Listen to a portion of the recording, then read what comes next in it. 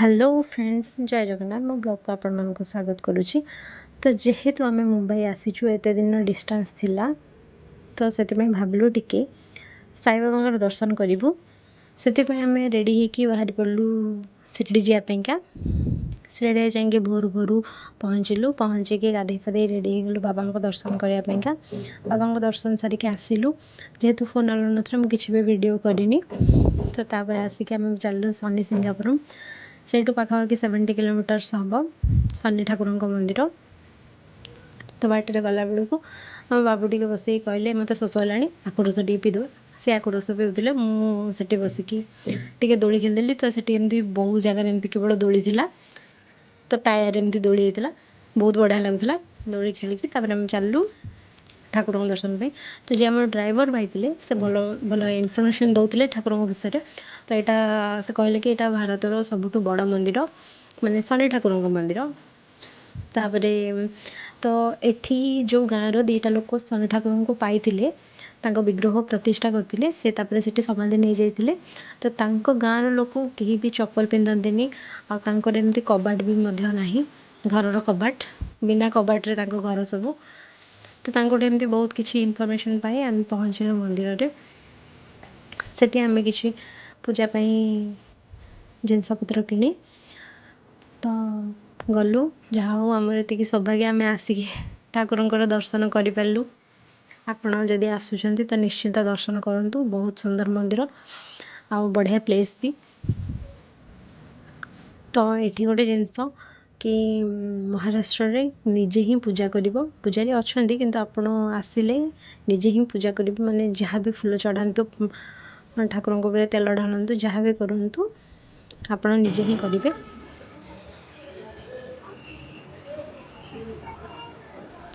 देखिए ना मंदिर कारुकार्य भी बहुत सुंदर होता बहुत शांत प्लेस तापर आम ये जा ठाकुर जो नड़िया आनलु नड़िया ये चढ़ेलु तापर त्रिशूल उपर अरख पत्र जो माल होता से चढ़ेल आ सहित कला कपड़ा देते से चढ़ाई चढ़ेलु तापर जा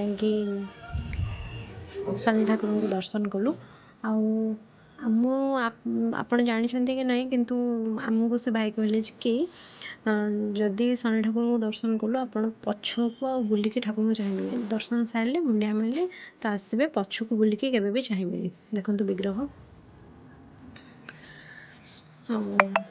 तापर ये आम धूप जो आनी से चढ़ेलु सब फेज वाइज सब डिफरेंट डिफरेंट जगह डिफरेंट डिफरेंट जिनस सब चढ़ा जाए।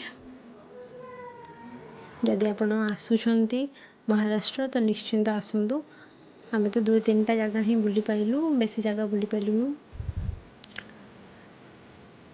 महाराष्ट्र बहुत भल स्टेट निश्चिंत आसतु निश्चिंत बहुत बढ़िया बढ़िया जगह अच्छी आप बुलिकी निश्चिंत जी।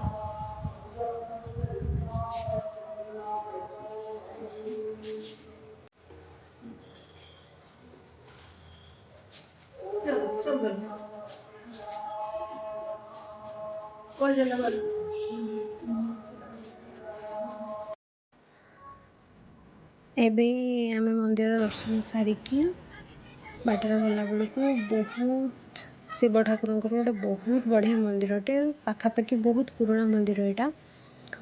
ତ ଆମେ ସେଠି ଯାଇକି ପହଞ୍ଚିଲୁ। ଏଠି ବି ସେଇ ମାନେ କାରୁକାର୍ଯ୍ୟ ବହୁତ ହେଇଛି, 150-200 ବର୍ଷ ତଳର ମନ୍ଦିର ପାଖାପାଖି ହେବ। ଆଉ ଏତେ ସୁନ୍ଦର କାରୁକାର୍ଯ୍ୟ ହେଇଛି ତ କହିହେବନି। ଆଉ ବହୁତ ଶାନ୍ତ ପରିବେଶ। ଦେଖନ୍ତୁ ଏଠି ନିଜେ ବି ଲିଙ୍ଗ ଉପରେ ପାଣି ଚଢ଼ାଉଛନ୍ତି, ଫୁଲ ବେଲପତ୍ର ସବୁ ନିଜେ ହିଁ ଚଢ଼ାଉଛନ୍ତି। କିନ୍ତୁ ଆମର ସେପଟେ ତ କୁହନ୍ତି ଶିବଲିଙ୍ଗକୁ ଝିଅ ପିଲାମାନେ ଛୁଅନ୍ତିନି, କିନ୍ତୁ ଏଠି ସେମିତି କିଛି ବି ନାହିଁ। ଲୋକ ପୁରା କୁଣ୍ଢେଇକି ଠାକୁରଙ୍କ ଲିଙ୍ଗକୁ ପୁରା ମୁଣ୍ଡିଆ ମାରୁଛନ୍ତି। ଏଠି ରାଧାକୃଷ୍ଣ ଠାକୁରଙ୍କ ମୂର୍ତ୍ତି ଥିଲା ତାଙ୍କ ବେଢ଼ାରେ। ତାପରେ ଆମେ ସେଠୁ ଫେରି ତାପରେ ଆସିକି ଏଇଟା ପହଞ୍ଚିଲୁ ସାଇବାବାଙ୍କର ଯେଉଁଟା ଗଭର୍ଣ୍ଣମେଣ୍ଟର ଯେଉଁଠି ଭକ୍ତ ନିବାସ କହିଲେ ବି ଚଳିବ। ଏଠି ଖାଇବା ପୁରା ଫ୍ରି, ଆପଣ ଫ୍ରିରେ ଅନଲିମିଟେଡ଼ ଖାଇବା ଖାଇପାରିବେ।